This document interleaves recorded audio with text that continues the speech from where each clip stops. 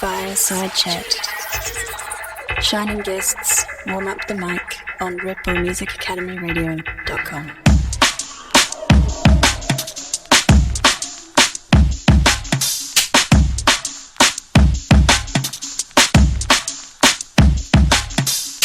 It's Damon from Instrumental and you're listening to Fireside Chat.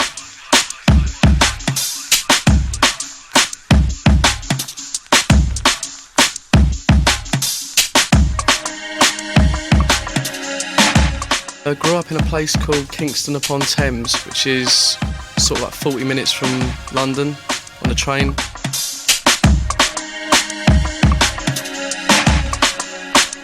Mainly the influences for me came from my dad, who was really into his music. Like, he was into his Pink Floyd and Fleetwood Mac and all that things. That's what I grew up listening to as a kid. But he used to have his own little stereo room in the basement.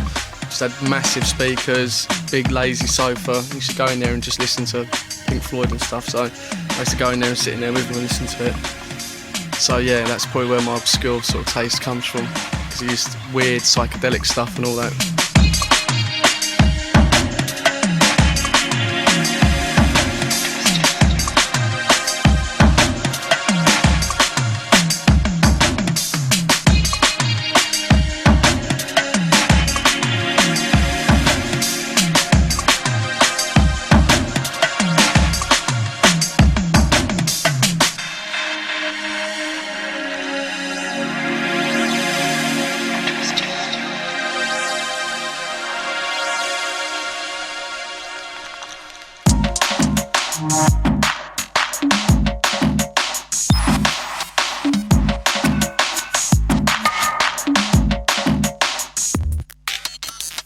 Well, it was all when the rave scene was about sort of like early 90s. I managed to knock up a fake ID, because back then it was easy, laminate a bit of things saying, yeah, you work somewhere. And I was like 16 at the time, and I was hitting the Roller Express, doing all the dudes there, and there was like Randall and like other DJs like that, just playing some really wicked stuff. But I mean, that was the first time I went out and heard it out, and I was there, but I was listening to the rave stuff. And sort of like, yeah, 1990, 91, all that old hardcore. A lot of warp stuff. Obviously, key sort of drum and bass people through the 90s as well, like Optical, Matrix, Photech, Boy Meringue, the obvious really. But yeah, Source Direct. But a lot of warp artists, because I never just mainly just listened to drum and bass. It was always like a wide spectrum, you know, just the real electronic stuff, glitchy stuff.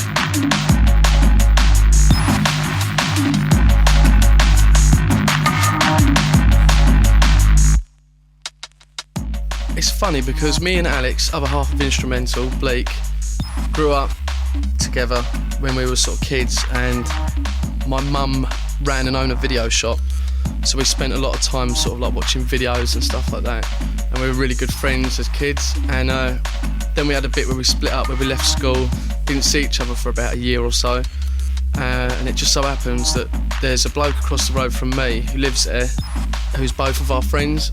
And as I was coming out of my house one day, Alex leaned out the window and he was like, "All right, Damon, bloody hell, I ain't seen you for ages."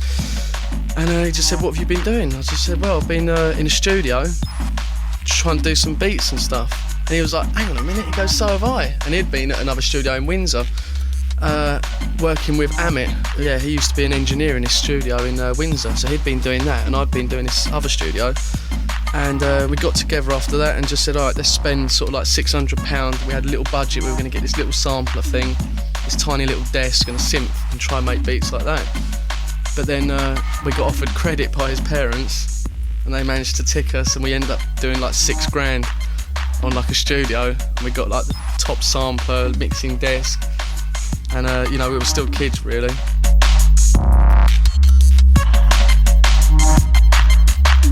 And we just started, we didn't know what we were doing, we were just twisting knobs and didn't know what a compressor was really, but we had one. And we just messed around, experimenting with sounds just for ages. And then that's when we met Source Direct Jim. And from there, we were sort of like friends with him. We were just going out partying, going wild for a few months. And then one time he said, "Let's all go back to your house." And we all went back to our studio. And he was like, "Bloody hell, I didn't realise you had all this gear," sort of thing. Like, you obviously take it half seriously. And we were like, "Well, yeah." And he said, "Well, let's go back to mine and start making a tune." We were like, "All right." And this was like, I don't know, it's like silly, like 1 a.m. So we went back to his, and he lives like miles away. Well, about like an hour and 10-minute drive or something. But we ended up getting back to his and sitting up till the early hours of the morning, putting together a tune, which was Yo Bitch, which was the first tune we put out.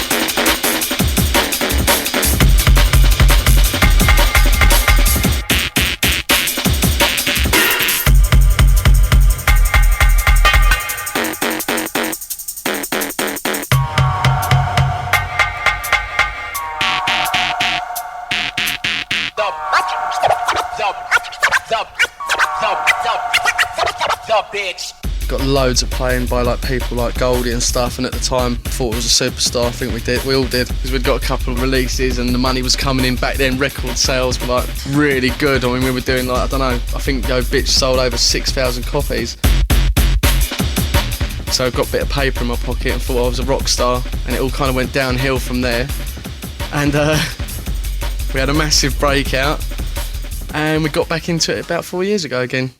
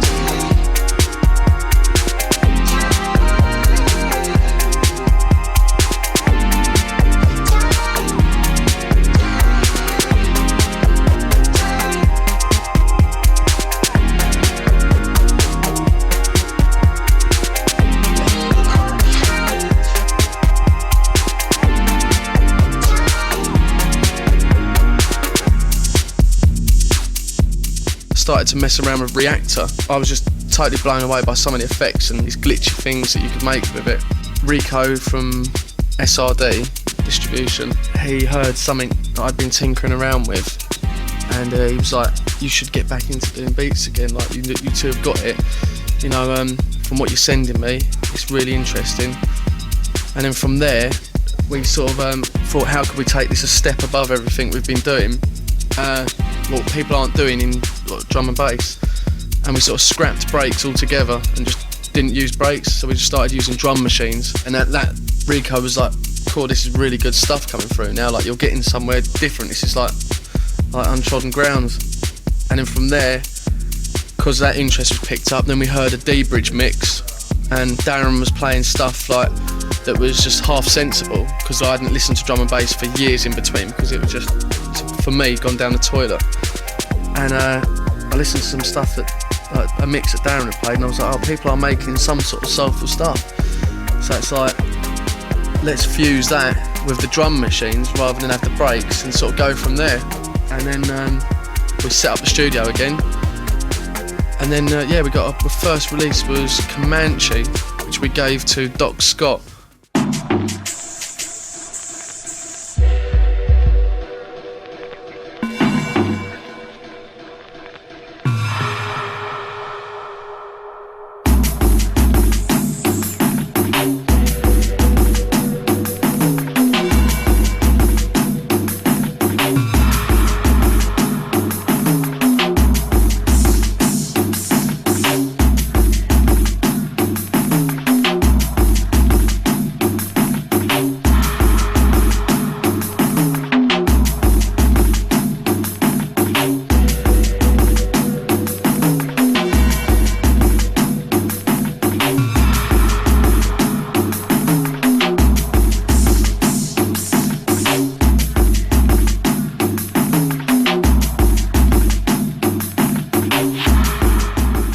He played it at Sun and Bass that year, and apparently it went down an absolute storm, and he was getting multiple rewinds, and it was like the tune, he said it was like just going off.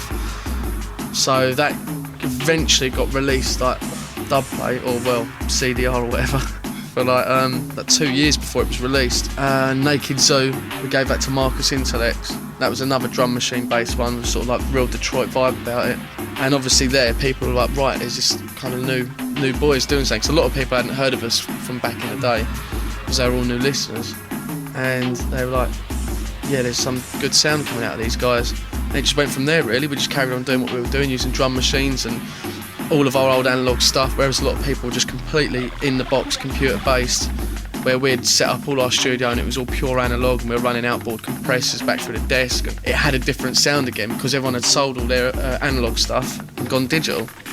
So yeah, so it just stood out. I think it was the right time at the right place sort of thing, because everyone, drum and bass needed a slight kick up the arse as well, because everyone was copying each other and it wasn't really going anywhere.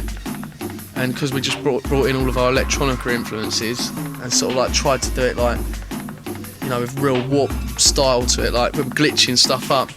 Because I've always loved the way that Warp Records, the artists, was glitching stuff up and, you know, like doing crazy like, edits with the beats. So we sort of done that, but on sort of more milder level. And yeah, just brought that into it and just snowballed from there, really. The last 2 years, it's really, really, really taken off.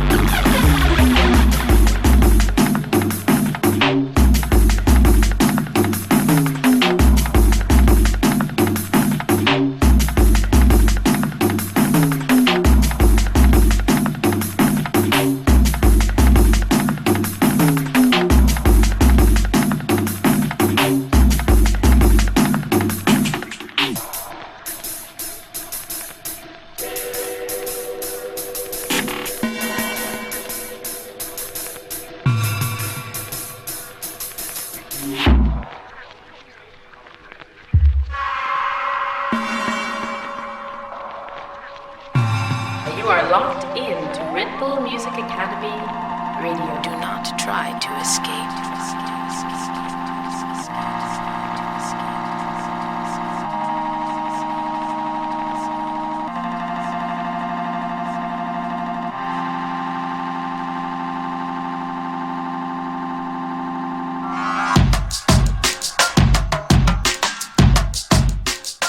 Stuff we're doing, yeah, it's more drum and bass, how drum and bass was back in the late 90s than it is what drum and bass is called now. It's weird because drum and bass evolved from, you had your jungle, and then before that hardcore. There was like a sort of like went on for house, didn't it? And it progressed into what drum and bass is. But instead of changing into something else now, which is that sort of Euro stuff, I think it should have changed its name again, because it isn't like what drum and bass was, all that stuff. But it seemed to just stay under the same umbrella, be called drum and bass. So now if you tell people, say like, oh yeah, I make drum and bass, they instantly think of something that's being played on, daytime radio, sort of, which is the really hard stuff, like dance floor, lead driven, which is more sort of like ravey trance than anything else, I think. But to be honest, I think our stuff's more like other genre than it is drum and bass, to be honest. It just happens to be at drum and bass tempo. And it's definitely evolved from when we first started to do it. It's got more and more sort of broken and down at half tempo the more we've gone on. A bit more experimental as well.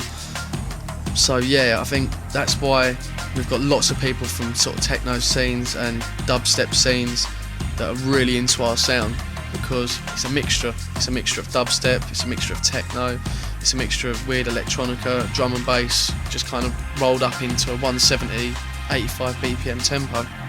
So yeah, I don't know, call it whatever you want, but at the moment we just call it sort of stuff that's autonomic, stuff that fits in our podcast, but at the end of the day it's just electronic music, I suppose.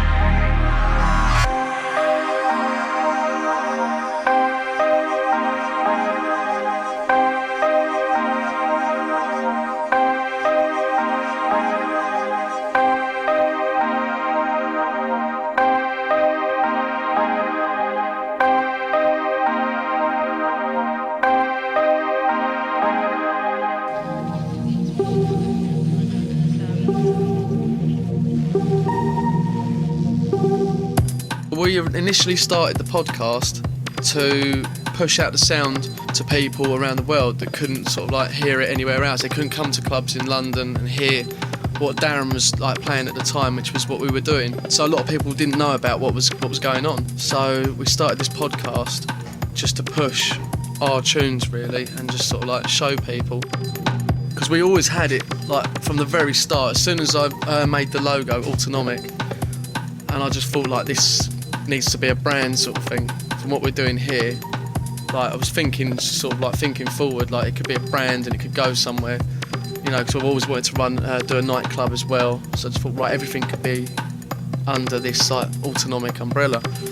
So like we did the Club Autonomic podcast or whatever.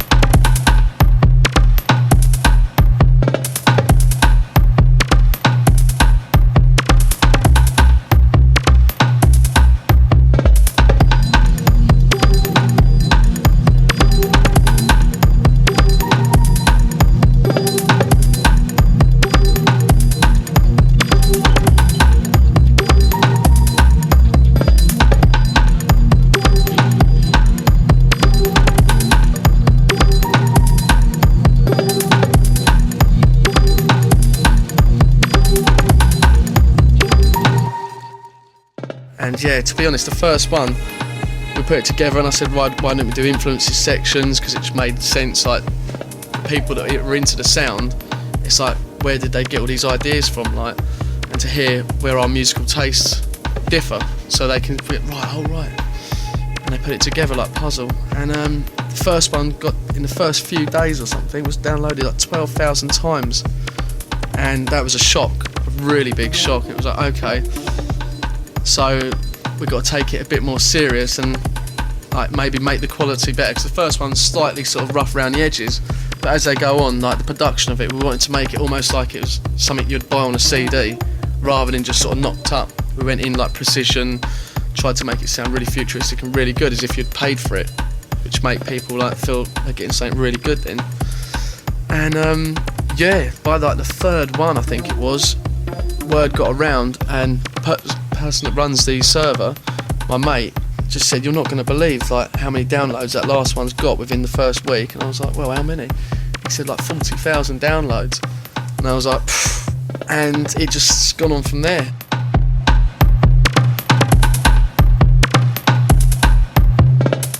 Then obviously the next step was to do a club night. Me, Darren and Alex were all looking for a place to run a club, and Alex had already been playing at Fabric and knew Sean and everything from Fabric, and they were lovers of the podcast as well. And when Alex said, yeah, we're looking for somewhere, we're gonna do a club night, they said, what about Fabric? And I was like, what about it? I was like, well, why don't you have it here? Red Bull Music Academy Radio. Setting up a label was something that we both always wanted. You know, to run a record label when you're a producer and put out your own music is, you know, it's a dream. But we just built our stuff up through sort of Rico with Darkestral, and people sort of got to know us, and then it just got to a point where we started to just feel that we wanted to put stuff out on our own label now and sort of build our own label up. It's been a long, long time since I saw you, and I've been going out of my mind, wondering where are you? Wonder Where, which is really big, because that was like a step away of what D-Bridge normally does. You know, he was doing something completely different, and he said it was inspired sort of like by what you lot are doing, because we're all working together anyway. So we just said, all right, that's fine as long as we can put it out. And he was like, yeah, fine with that.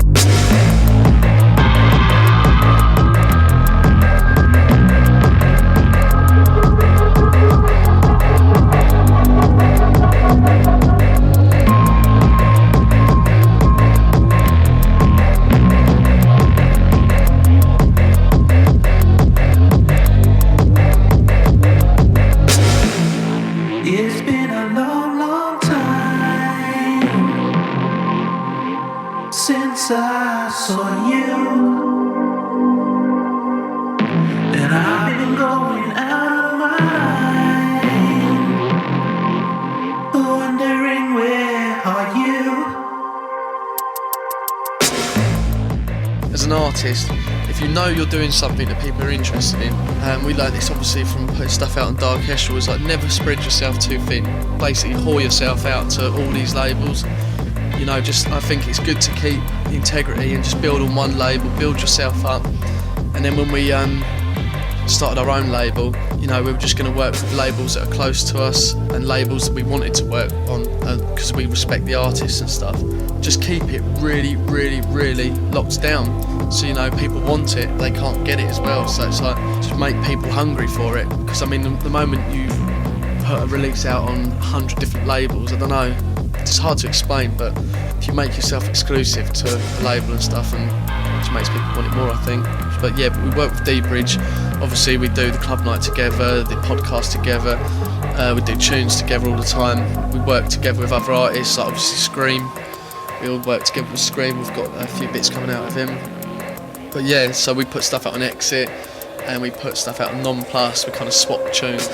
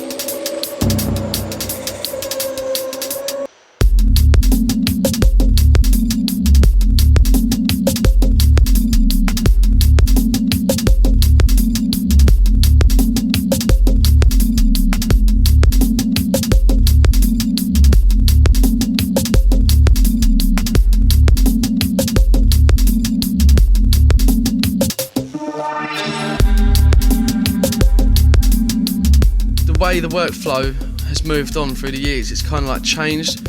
Because at first, me and Alex both used to engineer and do.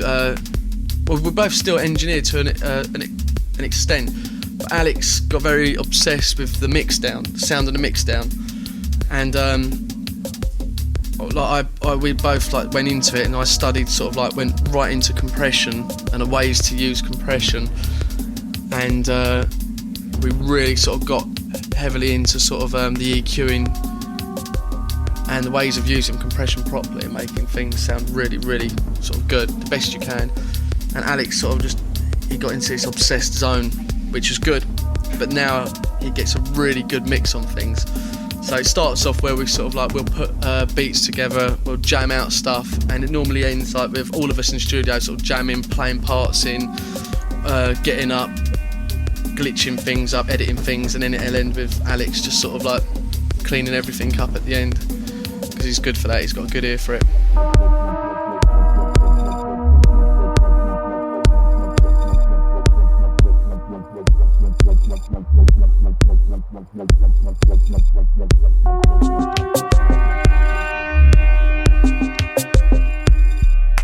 It's weird because if you start saying you could just instantly make about 10 other drum and bass subgenres just from that, saying, yeah, there's like this soulful minimal drum and bass, now there's this reggae dub drum and bass. It's like, I mean, where do you want to take it? At the end of the day, I couldn't tell you what it is, to be honest, or what people make. I mean, all these little subgenres and stuff, I'm not really one for. It's minimal this, and I don't know, to be honest, it's drum and bass.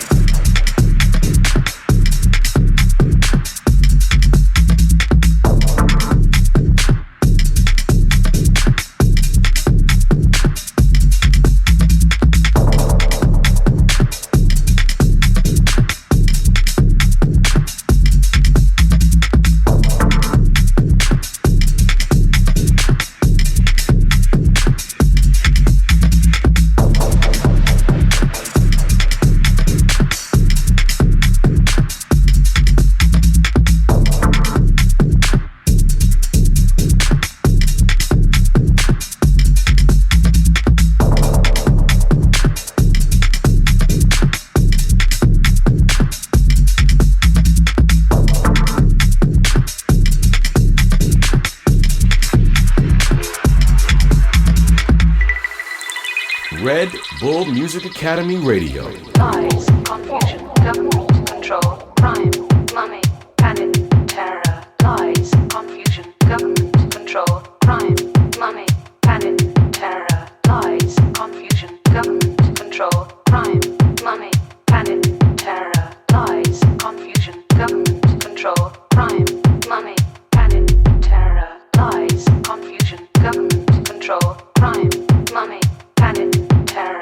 Lies, confusion, government control, crime, money, panic, terror. Lies, confusion, government control, crime, money, panic, terror. Lies, confusion, government control, crime, money, panic, terror. London, no future. No Future was just a reflection of what was going on, sort of how we've both viewed London at the time. Just the way it's just like, just fear, control. When you turn on the news, it's just fear, fear, fear, or something's wrong, something's going wrong, and it's just, terror, just everything, lies. It's just all sort of media propaganda, to be honest. And I stopped watching the news years and years and years ago now. I don't watch TV, to be honest. I just get DVDs. If something good comes out, I watch it on DVD. But yeah, it was just a reflection of the times, just the way sort of like we felt like the country could be turned into shit. Crime, money, panic, terror. Lies, confusion, government control, crime, money, panic, terror. Lies, confusion, government control, crime, money, panic, terror.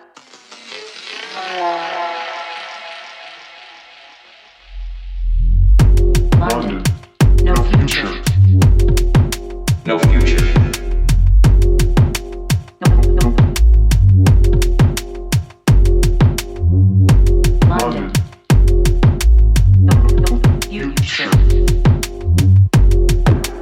London, no future.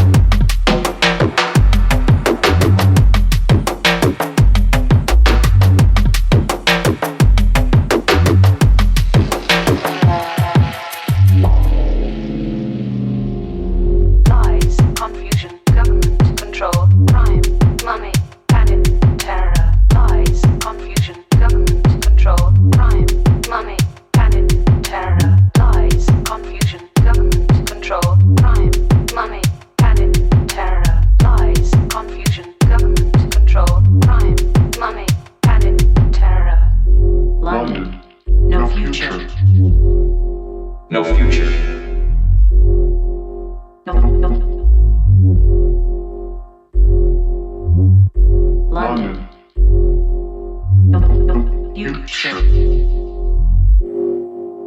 London, no future.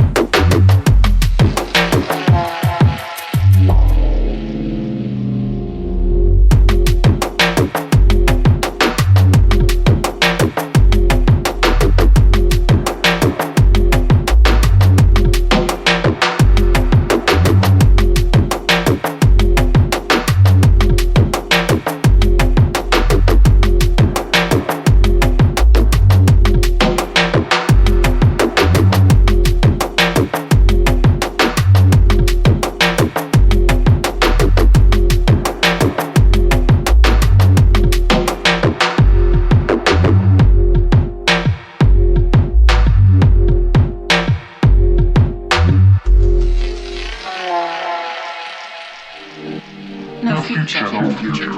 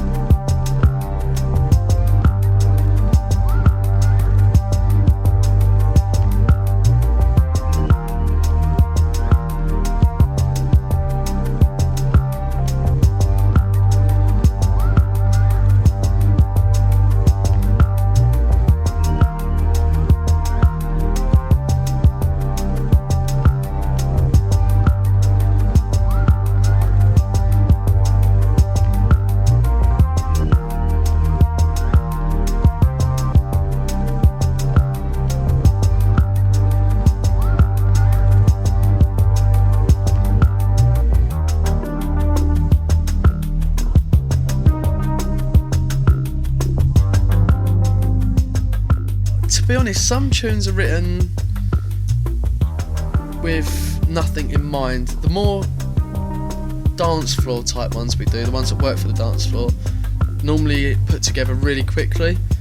But other tunes, they've got kind of like a theme behind, and I know it's up to the listener to decide what they want to see and hear and get from the music. But at the same time, some of the deeper ones we do, there is a vision behind it and what we think it is. But yeah, I mean the titles sometimes give it away. You know, like Photograph was a very sort of like nostalgic, almost like looking like at an old photograph, you know, going through an old Photograph album, looking and getting that nostalgic feeling, it's slightly sort of like, you know, the more easier days when you were growing up and you didn't have to worry about things when you were young, and like looking at your parents when they were young, and just sort of a more sort of warm time, if you like. And like, yeah, Photograph, it sounded like we made it kind of sound really old because we were using the Moog and that was crackling away, and the whole thing's got a very old nostalgic feel about it. So it's like, yeah, looking at a photograph.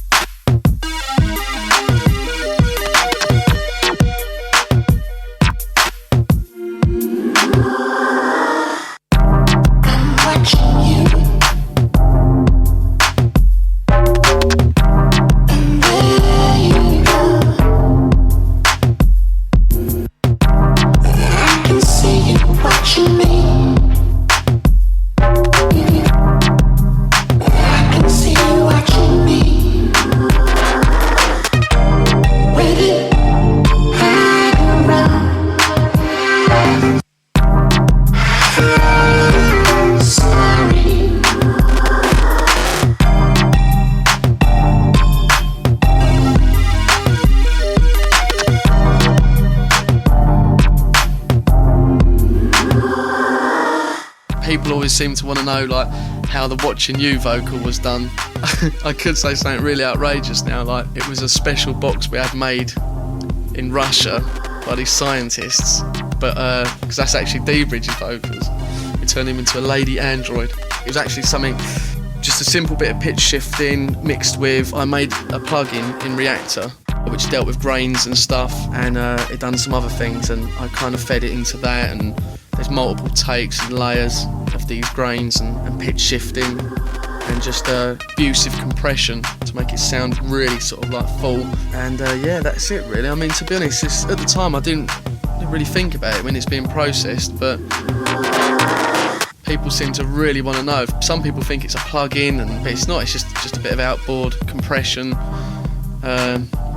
EQs, this Reactor plugin that I made, and reverbs and reversed reverbs and stuff like that. Just, you know, it's just layers upon layers. It makes it feel like it's sort of like moving and flowing. But it's quite simple. I'm not going to say how it's done. You need the plugin that I made in Reactor, really. It was just when I was experimenting trying to make plugins in Reactor, and it was one of the ones that I made that worked really well. And we use it on lots of things. We use it on the beats and stuff as well, when the beats sort of grain and glitch out. It's called Damon's Multigrains. The secret of the vocal, yeah. Damon's Multigrains. I'm watching you.